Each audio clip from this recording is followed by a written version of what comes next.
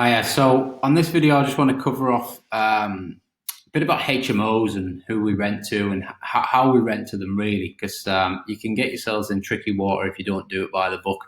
And you should be doing it by the book because that's how you end up with a good, long, stable business. So I just wanted to cover off the do's and don'ts and things that we do, and obviously that you have to do, depending on the size of obviously the property. So first and foremost, the HMO license. So if it's rented to five or more people within one household, you do need a license. At the minute, anything less than that, so if it's 4 bedrooms or four people, then you don't need a license. But that will more than likely change in the future. So we need that is the main criteria, and you've got to make sure that you get your license. You get your license from the local authority. And obviously, you need to check whether the property is in an Article 4 area, because that could prevent you getting a license and therefore being able to run it as a HMO. Property in an Article 4 area, basically they put that in place to ease the amount of HMOs going into one area, because certain areas do become quite overpopulated with HMOs, and obviously they try and keep the areas limited, make sure that the residential neighbours etc. aren't being impacted too much by loads of HMOs springing up. So that's kind of where Article 4 comes from. If you are in an Article 4 area, it doesn't necessarily mean you can't have a HMO there, but there will be a lot more. You've got to go through planning approval basically, and they might say you need to build a drive, or next door neighbour's got a HMO, so you can't have a HMO. Each authority is different, each street's different, so you'll have to, as you see, you've got to go through your planning, and you've got to go through see if it gets accepted, and then if it does, great. However, there are a lot of areas that aren't in Article 4 areas that work well for HMOs. So for me, that would be a good starting point. Rather than having to pay the extra fees to get into those areas. You have minimum room sizes, so. The floor area for a one person cannot be anything less than 1.5 square meters, and that is for someone over 10. You'll see here it drops down to 4.64 square meters for somebody under 10-year-old. The floor area in any room when it's sleeping two people has to be 10.2. And any room in HMO with a floor area of less than 4 square meters is not to be used as a sleeping accommodation. So again, you need to measure your room sizes and make sure that when you are looking at your properties and your potential deals, that you are checking the room sizes out. So I've got quite a cool app on my phone that I have used, which just pings the walls and then does it for you. When it comes on to management, a lot of this is kind of common sense, but there's quite a lot of people who don't do it. So you've got to provide the contact details in a communal area in the house. So most HMOs will have a cork board put up on the wall, or somewhere in the house some laminated documents which clearly details that whoever's running them, which is more than likely going to be yourself, what the fire escape policy is, and sort of the routes, that you maintain the water supply and the drainage. Annual gas safety checks, once they're done, they need to be pinned on the boards. And I always think it's a good idea to email a copy to all the tenants individually as well. Obviously, you maintain it, and all the furniture, comes on this later on, but is fire safe as well. And that you provide adequate storage and collection of the waste, which again is sounds like common sense, but a lot of these things don't get done, and it can get you into trouble. It can cause issues when you're trying to serve Section 8 or Section 21s. So just get it right from the start, and if you put a process in place, which again I'll show you how we do it using the Asana, it keeps you on track. So HMO gas safety regulations, obviously you need to do your annual gas safety check, which will create a CP12 document, and that is the document that you then need to pin on the board. And as I said, I would email it to all the tenants as well. Fire safety regulations, so you've got to make sure that everything is fire safe. Any furniture that you're putting in there must be tagged as usable. And don't get caught by buying a cheap mattress from somewhere and it not having the right fire protection. You've got to install fire doors. You've got to have fire blankets and fire extinguishers, and they've got to be readily available and in accessible areas.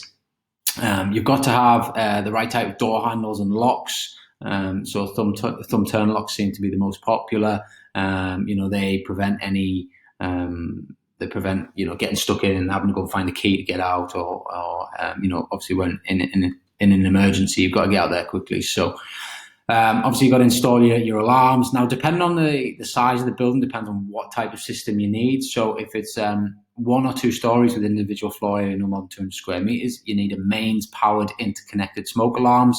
There'll be guidelines apply. The good thing about HMOs is every authority has their own officer, and it's quite easy to get their email address, and most of them are actually really helpful. So you could, if you've got any questions and you want to just double check if something fits, you can ping them a message, and they will normally respond to you quite quickly.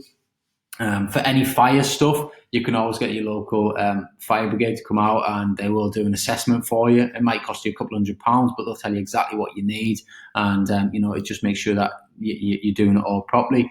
Obviously, if it's 3 stories or higher, you need a fire alarm with a central panel system, and again, CO2 alarms in all the high risk rooms. So it says that, it's crucial to check your HMO local. And I agree with that. Reach out to them, have a conversation with them. They'll point you in the right direction. They're there to help, not hinder.